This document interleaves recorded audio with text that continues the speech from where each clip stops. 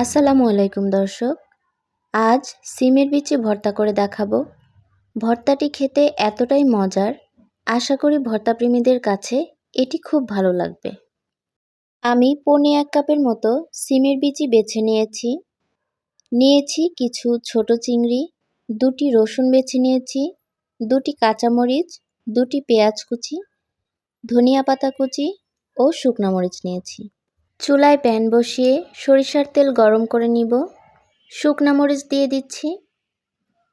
শুকনা মরিচ ভাজা হলে আলাদা তুলে রাখব। এখন পেঁয়াজ কুচিগুলো দিয়ে দিচ্ছি। এটি বেশি ভাজবো না, হালকা ভেজে তুলে নেব। এখন ওই তেলের মধ্যেই রসুন এবং কাঁচামরিচ দিয়ে দিব। এগুলোকে ব্রাউন করে ভেজে নিতে হবে। রসুন এবং কাঁচামরিচ ভালোভাবে ভাজা হলে আমি এর মধ্যে চিংড়িগুলো দিয়ে দিচ্ছি। সামান্য হলুদের গুঁড়া দিয়ে দিব। চিংড়িগুলো খুব ভালোভাবে ভাজা হলে এর মধ্যে বেছে নেওয়া সিমের বিচিগুলো দিয়ে দিব।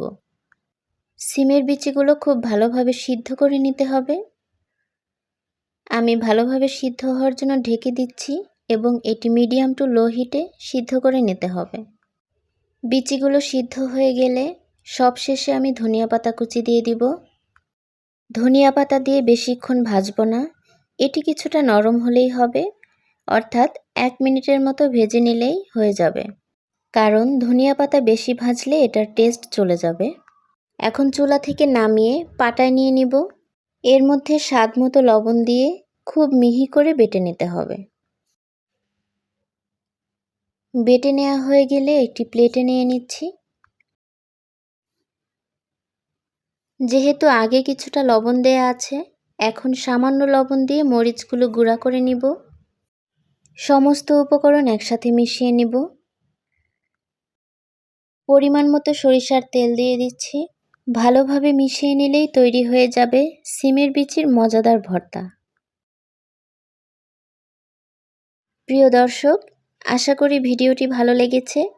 ভিডিওটি ভালো লাগলে লাইক, কমেন্ট, শেয়ার করে পাশে থাকবেন এবং চ্যানেলটিকে সাবস্ক্রাইব করে রাখবেন।